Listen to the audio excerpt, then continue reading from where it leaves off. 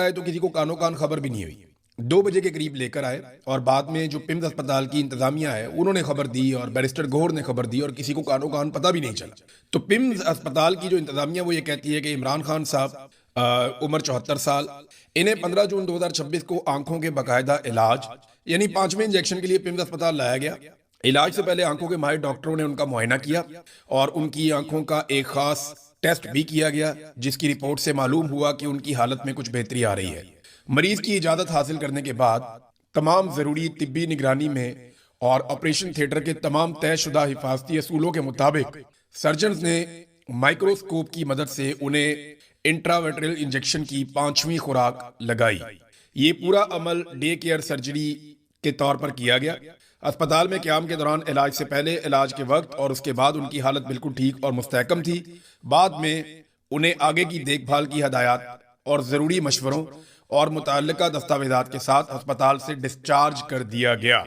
ये जनाब पिम्स अस्पताल की इंतजामिया ने अंग्रेजी में एक डॉक्यूमेंट जारी कर दिया और इमरान खान साहब को एक मरतबा फिर लाया गया। एक खबर और फैलाई जा रही है कि इमरान खान साहब की गालिबन सुहेल अफरीदी से मुलाकात हुई है, कुछ लोग कह रहे हैं, और उनका यह दावा है कि इस बात को भी छुपाया जा रहा है, लेकिन मेरे पास ये खबर नहीं है। क्योंकि अगर ये खुफिया मुलाकात हुई है तो सुहेल अफरीदी को इसे खुफिया रखना ही पड़ेगा, क्योंकि खुफिया मुलाकात में तो फिर इमरान खान साहब से उन्होंने हदायत ली होंगी, फिर सोशल मीडिया पे रोला भी पड़ जाएगा। अब बैकडोर चैनल क्या चल रहा है, किससे क्या राब्ते हो रहे हैं, इसके बारे में आप कुछ कह नहीं सकते, क्योंकि जब भी पाकिस्तान की एस्टेब्लिशमेंट पिछला दरवाजा खोलती है किसी डील के लिए, मुज़ाकरात के लिए या अपनी फेस सेविंग के लिए, तो वो किसी को कानो कान खबर भी नहीं होने देते। ग्राउंड के ऊपर कोई खबर नहीं होती और बैकडोर चैनल चीजें चल रही होती हैं। बहरहाल अभी आ जाते हैं बाकी खबरों की तरफ। इमरान खान साहब का इलाज जारी है। आलमी मंडी में नाजरीन पेट्रोल की कीमतें एकदम गिर गई हैं। जैसे ही ईरान और अमेरिका के बीच में मुआहदे की खबरें आई तो आलमी मंडी में पेट्रोल की कीमतें क्रैश कर गई। जो कीमतें इमरान खान साहब के दौर में थी उससे तो बहुत ही कम सतह पे पहुंच गई हैं, यानी $80 फी बैरल के आसपास पेट्रोल की कीमतें अब हैं। इमरान खान साहब के दौर में ये $115-20 तक भी गई थी, तो बहुत कम कीमत हो गई है। तो अब जिस तरह कीमतें बढ़ाई थी पाकिस्तान की सरकार ने, जैसे पाकिस्तानियों को चूना लगाया था जंग के बहाने, तो अब फौरी तौर पे कीमतें कम भी होनी चाहिए। इमरान खान साहब महंगा पेट्रोल खरीद के $150 का दे रहे थे, आज सस्ता पेट्रोल मिल रहा है आलमी मंडी में $80 फी बैरल। तो क्या ये हुक्मरान $150 का दे सकते हैं? हालांकि ये इमरान खान के दौर से ज्यादा सस्ता पेट्रोल करने के लिए आए थे, तो क्या अब ये सस्ता कर सकते हैं? इन्हें करना चाहिए। और ये लेवी का जो एक तमाशा इन्होंने लगाया, कौम के ऊपर एक बोझ डाल दिया है, वो बोझ खत्म करना चाहिए। मईशत को मईशत के तरीके से चलाना चाहिए, लोगों की जेबें नहीं काटनी चाहिए। नाजरीन, ये जो मुआहदा जिसका हम जिक्र कर रहे हैं कि अमेरिका और ईरान के बीच में हो रहा है, इस मुआहदे में ईरान ने हासिल क्या किया, मैंने आपको पिछले वीलॉग में बताया था, लेकिन अब बहुत सारी चीजें और क्लियर हो गई। जो अहम तरीन मुसव्वदा तैयार हुआ है उसके जो अहम तरीन नुकात हैं उनमें चंद चीजें मैं आपके सामने रखता हूं। नंबर 1 तो यह है कि 30 दिन के अंदर अमेरिका अपनी नाकाबंदी मुकम्मल तौर पे खत्म कर देगा। देखिए, फौजों को लाने में जितना टाइम लगता है वापस हटाने में भी टाइम लगता है, तो आहिस्ता आहिस्ता अमेरिकी फौज यहां से मूव करती जाएगी, नाकाबंदी खत्म हो जाएगी। लबनान के अंदर मुस्तकिल जंगबंदी रहेगी, और ये ईरान ने बड़े दबाव के बाद ये शर्त डलवाई है। फिर ईरानी तेल और पेट्रोकेमिकल पर पाबंदियां मुअत्तल हो जाएंगी। ईरान अपना तेल जो है वो पूरी दुनिया को फरोख्त कर सकता है, उसके लिए पाबंदियां अब नहीं होंगी। अमेरिका और इत्तेहादी तामीर नौ के लिए $300 अरब देंगे। ये ईरान के तामीर नौ का एक प्रोग्राम भी है, उसमें ईरान को बहुत सारा कुछ मानना भी पड़ेगा, लेकिन ये बहुत लंबा काम है। लेकिन चले, ईरान के लिए रास्ते खुल रहे हैं। दूसरा ये है कि ईरान के $24 अरब मुंजमद असास से बहाल हो जाएंगे फौरी तौर पे। इसमें से $12 अरब के बारे में ये कहा जा रहा है कि ये तो मुआहदे के वक्त ही हो जाएंगे और अगले 2 महीनों के अंदर ईरान को बहुत सारा पैसा मिलेगा। ये पैसा इतना ज्यादा होता है नाजरीन के $1 अरब के लिए पाकिस्तान कितनी कोशिश करता है वो आप जानते हैं। सऊदी अरब से हमने यूएई को $2.5 अरब वापस देना था, तो सऊदी अरब से हमने वो पैसा लिया और यूएई को वापस किया। तो उसके बदले में हमने अपने जेट तैयारे, अपनी फौज, बहुत सारा कुछ सऊदी अरब में पहुंचा दिया। जो हमने चाइना से कर्जा लिया, हालांकि ये सारे कर्जे के ऊपर हमें सूद भी देना पड़ेगा, इन सारे कर्जों के ऊपर हमें बहुत ज्यादा, यानी ये मुआहदा तो सामने आज तक आया ही नहीं, और जो सामने आए वो इंतहाई परेशान कुन है। पाकिस्तान को बहुत पैसा वापस करना पड़ेगा। बहरहाल ईरान के तो वारे न्यारे हो जाएंगे, और जो मिसाइल प्रोग्राम है वो इन मुज़ाकरात का हिस्सा नहीं है। फिर जो जौहरी ईरान की सलाहियत है वो ऐसा नहीं है कि वो एटम बम बना पाएगा, लेकिन वो एटमी तवानाई हासिल कर सकता है और उसके लिए उसको इजाजत होगी। इन सारी चीजों को प्लस माइनस करें तो ईरान इस लड़ाई को जीता है और उसने बहुत सारा कुछ अपनी कौम के लिए हासिल किया। इसके बावजूद ईरानी कौम मुतमईन नहीं है और वो एहतजाज भी करते हैं। वो कहते हैं जी बिल्कुल कोई नरम चीज अमेरिका के साथ ना की जाए। दूसरी जानिब पाकिस्तान के अंदर जो है वो तारीफों के पुल बांधे जा रहे हैं फील्ड मार्शल आसिम मुनीर के। सिर्फ बिलावल एक ऐसा सियासी लीडर है, लेकिन जहां बनती है वहां तारीफ करनी चाहिए कि बिलावल ने इज्जत के ऑर्डर का ख्याल रखा। बिलावल ने सबसे पहले सदर पाकिस्तान का, फिर वजीर आजम का नाम लिया और उसके बाद बिलावल ने नाम लिया आसिम मुनीर का तीसरे नंबर पे। हालांकि तीसरे नंबर पे इसहाक डार को आना चाहिए था, उसके बाद वजीर दिफा को आना चाहिए था, फिर आसिम मुनीर को आना चाहिए था। लेकिन ठीक है, बिलावल ने कुछ तो लिहाज किया, कुछ तो पास रखा। बाकी जितने भी लोग हैं, चाहे मिनिस्टर्स हैं, चाहे कोई भी हैं, वजीर दाखिला है या वजीर दिफा है, उन्होंने आसिम मुनीर का शुक्रिया अदा किया। पहले शहबाज शरीफ को बहुत नीचे रखा और बाज ने तो रखा ही नहीं। तो आसिम मुनीर साहब के जूते पॉलिश कर रहे हैं सारे के सारे। फैसल बाटा ने तो आसिम मुनीर को लीडर करार दे दिया और बाकियों को गीदड़ करार दे दिया। देखिए, लीडर तो इलेक्शन लड़ता है या कोई तहरीक चलाता है। आसिम मुनीर साहब ने कभी कोई किताब नहीं लिखी, कभी कोई तहरीक नहीं चलाई। ये जो ओहदा जिसके ऊपर वो बैठे हुए हैं, अगर आज आसिम मुनीर साहब के पास ये ओहदा ना हो तो फैसल वाडा साहब अपने दिल पे हाथ रख के आप बताएं कि आप कभी दोबारा नाम भी लेंगे इस आदमी का? आप आसिम मुनीर साहब का दोबारा नाम भी नहीं लेंगे। ये हकीकत है, सुनने में बहुत बुरी लगती है लेकिन यही हकीकत है। जनरल बाजवा के आप गुण गाते थे, आप मुझे बताएं कितनी दफा आप उनके घर में उनका पता करने के लिए गए जब से वो लैटरीन में गिरे। जनरल फैज हमीद के आप गुण गाते थे और फिर फैज हमीद के आप बहुत सख्त खिलाफ भी हो गए। नदीम अंजुम को रिटायरमेंट के बाद आप कितनी दफा मिले। तो जनरल आसिम मुनीर जब तक इस कुर्सी पे है तब तक उनका वजूद है। लीडर जो है वो लीडर ही रहता है, वो तारीख में अपना नाम भी बनाता है। देखें ना, लीडर इलेक्शन भी लड़ता है, लोगों को इकट्ठा भी करता है, वो अपना एक नजरिया भी देता है। लीडर ना बनाए आप एक सरकारी मुलाजिम को, वो तनख्वाह लेते हैं पाकिस्तानी कौम से और उनकी अपनी एक ड्यूटी है, वो सर्टेन टाइम पीरियड तक उन्होंने करनी है, फिर चले जाना है। तो ये जूते पॉलिश करने के चक्कर में ना आप लोगों ने पाकिस्तान का बेड़ा गर्क किया। अब तक आप नॉर्मल चलने दें पाकिस्तान को, जैसे सारी दुनिया चलती है वैसे ही ठीक है, वैसे ही पाकिस्तान को भी चलना चाहिए। देखिए, पूरी दुनिया के अंदर हम सालसी के लिए मारे मारे फिर रहे हैं, इधर अमन करवा देंगे, उधर अमन करवा देंगे। हम जाते हैं सबके साथ मीठे मीठे मुंह बनाकर मिलते हैं, लेकिन पाकिस्तान के अंदर हमने हालत क्या कर दी है। ये मैं आपको आज की खबर दे रहा हूं कि सेंट्रल करम के अंदर ड्रोन हमला हुआ। उस ड्रोन हमले में एक मां, उसका बेटा और 2 बच्चियां, ये 4 लोग शहीद हो गए। मुझे बताया ना, इमरान खान का नजरिया किधर है? वहां पे तो इमरान खान की हुकूमत है। सुहेल अफरीदी की जज्बाती तकारीर या मुकदमा कर दूंगा, मैं ये करूंगा वो करूंगा, वो किधर गया सारा मामला? ये अपने घर के अंदर थे, माँ बेटा 2 मासूम बच्चियां, ये 4 लोग शहीद हो गए। जवाब कौन देगा? किसने मारा इन्हें? क्यों मारा इन्हें? लोग अपने घरों के अंदर महफूज नहीं है, आप यहां से अंदाजा कर लें। हम चाहते हैं कि अमेरिकन अपने घरों में महफूज रहे, इसराइली अपने घरों में महफूज रहे, ईरानी अपने घरों में महफूज रहे, लेकिन पाकिस्तानियों को उनके घरों में महफूज कौन रखेगा? आपको पता है पाकिस्तान की हालत क्या होगी? ग्लोबल पीस इंडेक्स की एक रिपोर्ट आई है, ये आलमी सतह पे छपने वाली रिपोर्ट है, आप जाके सारे इसको देख सकते हैं। ये रिपोर्ट बताती है कि पाकिस्तान के 6 पॉइंट्स मजीद गिर गए हैं, यानी पाकिस्तान में जो अमनो अमान की सूरत हाल है वो मजीद खराब हो गई। इससे पहले एक रिपोर्ट आई थी जिसमें दहशतगर्दी के हवाले से बताया गया कि पाकिस्तान सफ़े अव्वल के उन ममालिक में शामिल है जो दहशतगर्दी से शदीद तरीन मुतासिर है। 2017 के बाद अब पाकिस्तान की बदतरीन सूरत हाल हो चुकी है। ग्लोबल पीस इंडेक्स 2026 की रिपोर्ट के मुताबिक पाकिस्तान 163 में से 152 नंबर पे आ गया है। 14 ऐसे ममालिक हैं जिनके सामने रेड डॉट लगाया गया है कि ये खतरा है इन ममालिक में, यहां अमनो अमान नहीं है। तो कौन आएगा तिजारत करने के लिए, कौन आएगा सरमायाकारी करने के लिए? वो जो 14 ममालिक डाले गए हैं ना, उनमें ज्यादातर ममालिक वो है जहां पे जंग चल रही है। यमन है, शाम है, रूस है, यूक्रेन है, सूडान है, अफगानिस्तान है, सोमालिया है, म्यांमार है। इराक की सूरत हाल पाकिस्तान से बेहतर बताई गई है इस इंडेक्स में। इंडिया तो पाकिस्तान से बहुत बेहतर है। तो दुनिया में आप अमन के लिए कोशिश कर रहे हैं, पाकिस्तान में आपने अमन का जनाजा निकाल दिया। रोजाना कहीं ना कहीं दहशतगर्दी का वाकया होता है, रोजाना कहीं ना कहीं ड्रोन चलता है। तो ये जो ड्रोन के खिलाफ एक पाकिस्तान तहरीक इंसाफ या इमरान खान साहब का एक स्टांस था जो बड़ा क्लियर था, वो किधर गया? और उस पर किसी किस्म का कोई अमल दरामद क्यों नहीं होगा? कोई एक FIR भी आप बताएं कहीं पे दर्ज हुई हो ड्रोन हमले के खिलाफ? कुछ भी नहीं किया जा रहा। अगर आप गौर करें ना नाज़रीन, तो ये एक तो पीस इंडेक्स आ गया ना अभी, इससे पहले पासपोर्ट रैंकिंग भी आई थी पाकिस्तान की, उस पर भी आलमी रिपोर्टें थी। पाकिस्तान बदतरीन पासपोर्ट रैंकिंग के अंदर चला गया। फिर उसके अलावा जो है वो कर्जों का बोझ पाकिस्तान के ऊपर किस कदर बढ़ गया। यानी दुनिया में हम सहूलतकारियां कर रहे हैं मुज़ाकरात के लिए, और पाकिस्तान के अंदर हमने इतनी बदअमनी फैलाई हुई है कि कश्मीर से लेकर गिलगित बल्तिस्तान तक और नीचे आप चले जाएं कराची तक, कहीं पे भी मुकम्मल तौर पे अमनो अमान नहीं है। और पंजाब में CCD ने एक अजीब हरबोंग मचाया हुआ, वो बंदे मारते जा रहे हैं मावराए अदालत, इस बात से बेखबर कि ये तरीकाकार कभी भी अमन नहीं लेकर आता। ये तरीकाकार मजीद बदअमनी को पैदा करता है। आपको अदालतों को और प्रोसिक्यूशन के सिस्टम को और इन्वेस्टिगेशन के सारे टूल्स को मुतहर्रिक करना पड़ेगा, फिर आप अमनो अमान ला सकते हैं, जैसे पूरी दुनिया लेकर आई है।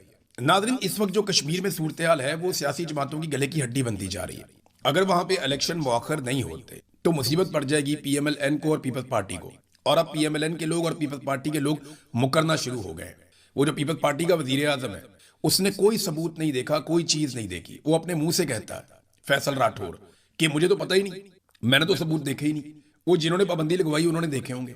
भैया आप वजीर आजम है, आपकी रिस्पॉन्सिबिलिटी है, आप उनसे ब्रीफिंग मांगते, आप ब्रिगेडियर को कहते ले आओ अपने सारे सबूत, और लाकर सामने लगाते, अपने साथ अपनी काबीना को बिठाते, बैठकर फिर आप लोग ये फैसला करते कि आया इस जमात के ऊपर पाबंदी लगनी चाहिए या नहीं लगनी चाहिए। उन सबूतों को आप वेरीफाई करते, आप उनसे पूछ सकते थे, ज्वाइंट अवामी एक्शन कमेटी के लोगों से, वो आपके साथ राब्ते में। लेकिन अर्दलियों वाला काम किया, जो उन्हें कह दिया गया इन्होंने नोटिफाई कर दिया। अब बिलावल जो है वो इससे पीछे हटना चाहता है। PMLN ने कहा जी हमसे तो मुशावरत ही नहीं हुई, ना हम कलदम करने में है, ना हम पर्चे काटने में है, ना हम ऑपरेशन करने में है।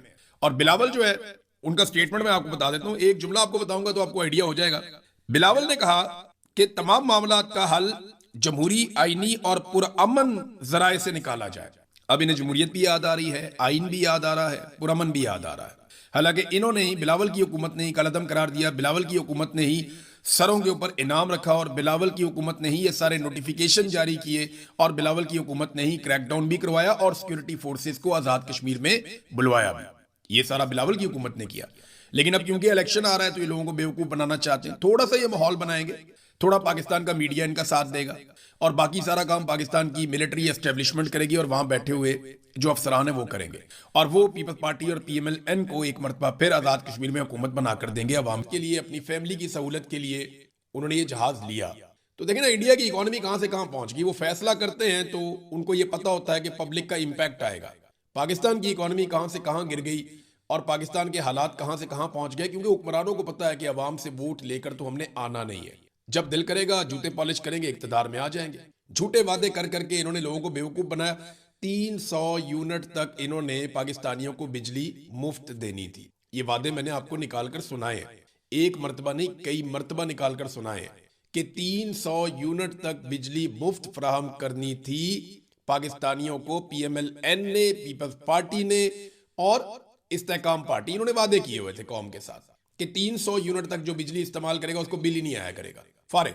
अब जो 300 यूनिट तक की बिजली है उसको इतना महंगा कर दिया कि 5-5, 6-6 गुना लोगों को बिल आ रहे हैं। बल्कि जो थोड़ी बहुत सब्सिडी बीच में रह गई थी IMF के ऑर्डर के ऊपर, वो सब्सिडी भी अब ये खत्म कर रहे हैं। ये इन्होंने पाकिस्तानियों के साथ किया कि जो बिजली मुफ्त देनी थी उसके ऊपर इजाफी ना सिर्फ टैक्सेस लगा दिए, बल्कि उसके ऊपर जो थोड़ी बहुत बचत थी, जो थोड़ी बहुत सब्सिडी थी, वो भी खत्म कर दी गई है। नाज़रीन, पाक फौज और अवाम के बीच में जो एक खलीज पैदा हुई, ये जर्नैलों की सियासत की वजह से हुई। ऐसा नहीं है कि पाकिस्तानी लोग किसी सियासतदान की वजह से या किसी स्टेटमेंट की वजह से या किसी एक शख्स के नजरिए की वजह से पाकिस्तान की फौज से दूर हो गए, या एक जो खलीज पैदा हुई वो इस वजह से हुई। नहीं, ये नहीं है। वजह यह है कि जर्नैलों ने ऐसी घटिया सियासत की पाकिस्तान में जिसकी वजह से अवाम फौज जैसे इदारे से दूर हो गई। हालांकि ये कुर्बानी भी देते हैं, जाने कुर्बान करते हैं, सरहदों की हिफाजत भी करते हैं, लेकिन इसके बावजूद लोग इनसे दूर हो गए और वो चीजें खुल गई जो माजी में कभी नहीं खुली थी कि इनके बेशुमार कारोबार हैं, बहुत सारी और चीजें हैं, अपने मफादात हैं,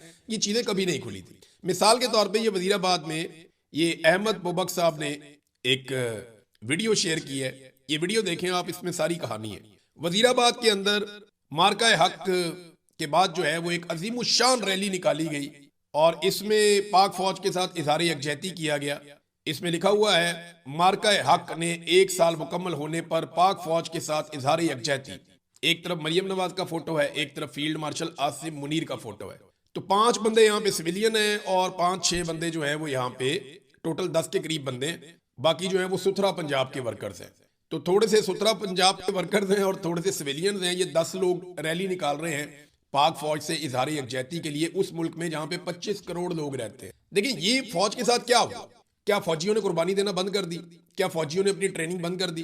क्या इंडिया हमला करेगा तो फौज नहीं लड़ेगी? क्या कोई और हमला करेगा तो फौज जवाब? सारा कुछ तो वैसे ही है। असल में जर्नैलों ने जो कुछ पाकिस्तान की अवाम के साथ कर दिया, उसकी वजह से जर्नैल जिस इदारे से ताल्लुक रखते थे उस इदारे से अवाम मुतनफर हो गई और दूर हो गई।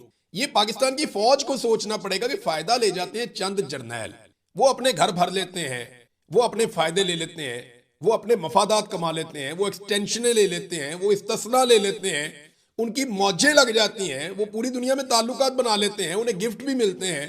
लेकिन बतौर इदारा फौज को क्या मिलता है? ये तो फौज को सोचना पड़ेगा कि जब तक वो सियासत में मुदाखलत करते रहेंगे वो गैर मकबूल होते रहेंगे, अवाम उनसे दूर होती चली जाएगी, जैसा कि ये आप देख रहे हैं। एक और मिसाल आपको मैं देता हूं। ये ISPR ने नगमा जारी किया इससे 6 दिन पहले।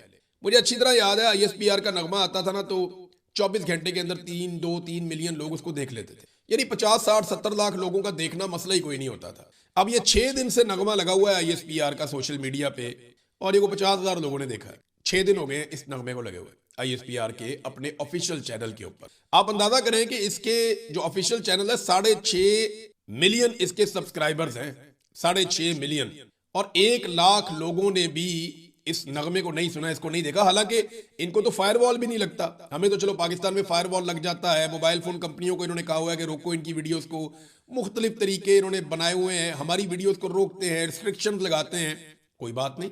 लेकिन ISPR की वीडियोस को तो कोई नहीं रोकता ना। तो 50,000 तक ये सोचना पड़ेगा पाकिस्तान की फौज को कि लोगों को पाकिस्तान की फौज से दूर करने के लिए जिम्मेदार कौन है? पाकिस्तानी तो इसके लिए जिम्मेदार नहीं है, पाकिस्तानी तो सीधे सीधे लोग हैं। ये वो जर्नैल जिम्मेदार हैं जिन्होंने इदारे को इस्तेमाल किया है। बहरहाल सोचेंगे जितनी जल्दी उतना अच्छा है। डोनाल्ड ट्रंप ने एक मरतबा फिर बड़ी खौफनाक धमकी लगाई। डोनाल्ड ट्रंप ने कहा जी कि अगर ईरान ने डील ना की और जंगबंदी खत्म हुई तो ईरान में से एक बहुत बड़ा शोला निकलता हुआ देखेंगे आप। अब इतना बड़ा शोला तो एटम बम का ही निकलता है। डोनाल्ड ट्रंप हर दूसरे तीसरे दिन ऐसी धमकी लगा देता है जिससे पूरी दुनिया डर जाती है कि पता नहीं डोनाल्ड ट्रंप दुनिया के साथ क्या करने वाला है। वो कैमला हैरिस है जो डोनाल्ड ट्रंप के मुकाबले में इलेक्शन लड़ी थी सदारती, उन्होंने अब निकलकर स्टेटमेंट दिए डोनाल्ड ट्रंप के खिलाफ। उन्होंने कहा जी कि इस जंग का सबसे बड़ा बेनिफिशियरी कौन है? वो रशिया है। इस मसले की वजह से जो ट्रंप ने किया है और इसने रूस के ऊपर से पाबंदियां उठा दी, अब रशिया पैसे कमा रहा है। आपको मालूम है इसका मतलब क्या है? रूस ये पैसे किसी सूरत नहीं कमा सकता था अगर डोनाल्ड ट्रंप ये सब ना करता। तो मैं ट्रंप को बेवकूफ कहकर उसे फायदा नहीं देना चाहूंगी। वो खतरनाक है और बहुत खतरनाक है। अमेरिकी सिक्योरिटी और खुशहाली दांव पर लगी हुई है और वो उसका इन्हिसार इस बात पे है कि डोनाल्ड ट्रंप क्या करता है और डोनाल्ड ट्रंप क्या नहीं करता, इसके ऊपर उस बात का इन्हिसार है।